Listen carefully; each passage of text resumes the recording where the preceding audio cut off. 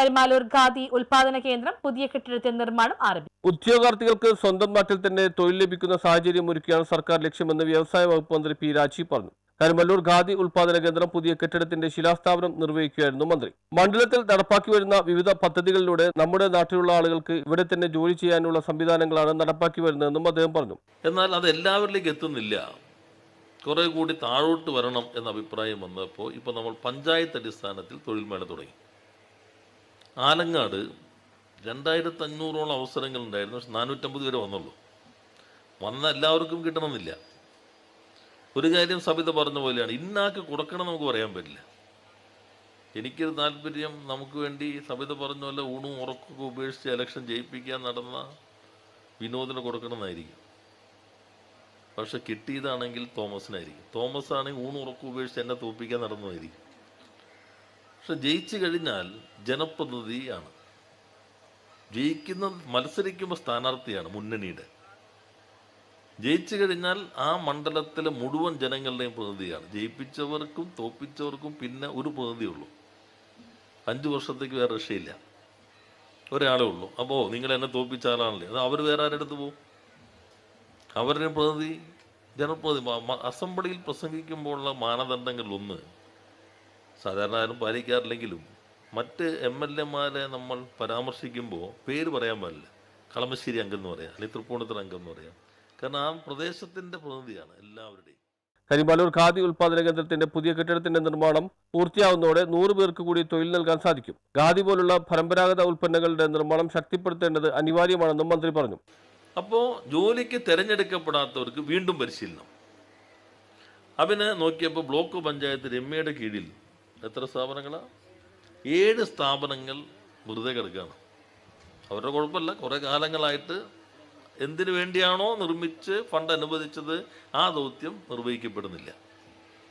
ഇപ്പോൾ രമ്യ ആ പ്രശ്നം നല്ല ബ്ലോക്ക് പഞ്ചായത്ത് പ്രസിഡന്റ് എന്ന നിലയിൽ കാര്യങ്ങളൊക്കെ മനസ്സിലാക്കി ഞങ്ങൾ ചർച്ച ചെയ്തപ്പോൾ ഇങ്ങനെ കെട്ടിടങ്ങളുണ്ട്, നമുക്കത് വിനിയോഗിക്കുന്നതിനെക്കുറിച്ച് ആലോചിച്ചു. അതിൻ്റെ അടിസ്ഥാനത്തിൽ ഇപ്പോൾ 3 കേന്ദ്രങ്ങൾ 30 ലക്ഷം പൈസ CSR ഫണ്ട് വഴി 10 വെച്ച് കൊടുത്തിരിക്കുകയാണ്. ഇപ്പോൾ ഇൻ്റർവ്യൂവിന് പരാജയപ്പെട്ടവർക്ക് അവിടെ പരിശീലനം, ജോബ് സെൻറ്റർ, ഇത് കൂടാതെ വർക്ക് നിയർ ഹോം, വീടിനടുത്ത് പോയി തൊഴിൽ ചെയ്യാൻ കഴിയുന്ന ഒരു കേന്ദ്രം. അത് കടുങ്ങല്ലൂരാണ് ഇപ്പോൾ നമ്മൾ കണ്ടിട്ടുള്ളത്, കടുങ്ങല്ലൂർ പഞ്ചായത്തിലുള്ള ബ്ലോക്ക് പഞ്ചായത്തിൻ്റെ കേന്ദ്രത്തിൽ.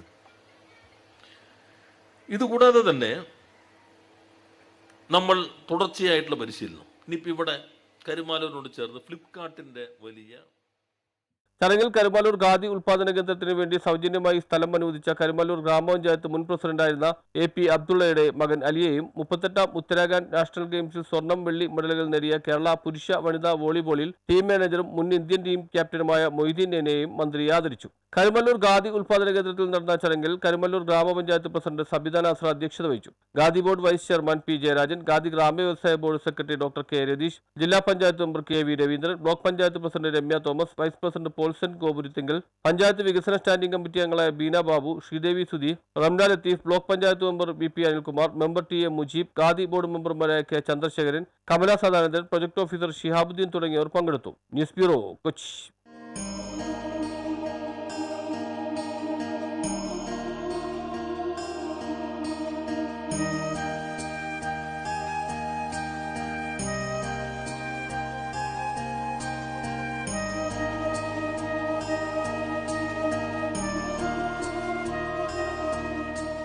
കാലടി ദേവസ്വം ശ്രീകൃഷ്ണസ്വാമി ക്ഷേത്രത്തിൽ അക്ഷയ തൃതീയ കനകധാര യജ്ഞം ഏപ്രിൽ 28 മുതൽ മെയ് 2 വരെ. മെയ് 2-ന് ശ്രീ ശങ്കര ജയന്തി. അദ്വൈതാചാര്യനായ ശ്രീ ശങ്കരാചാര്യ സ്വാമിയുടെ ബാല്യകാലത്ത് ഭിക്ഷക്കായി ദരിദ്രമായ ഒരു ഇല്ലത്തെത്തി.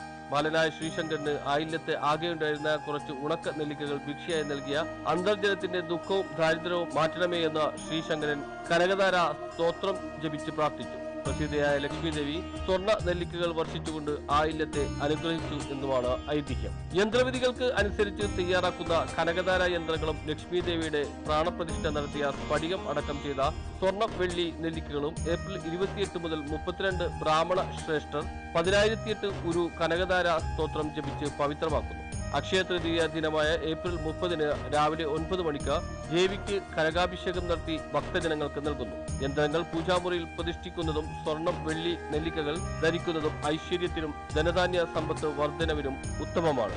യജ്ഞദിനങ്ങളിൽ സുഹൃതഹോമവും അക്ഷയ തൃതീയ ദിനമായ ഏപ്രിൽ 30 കനകധാര ഹോമവും നടത്തും.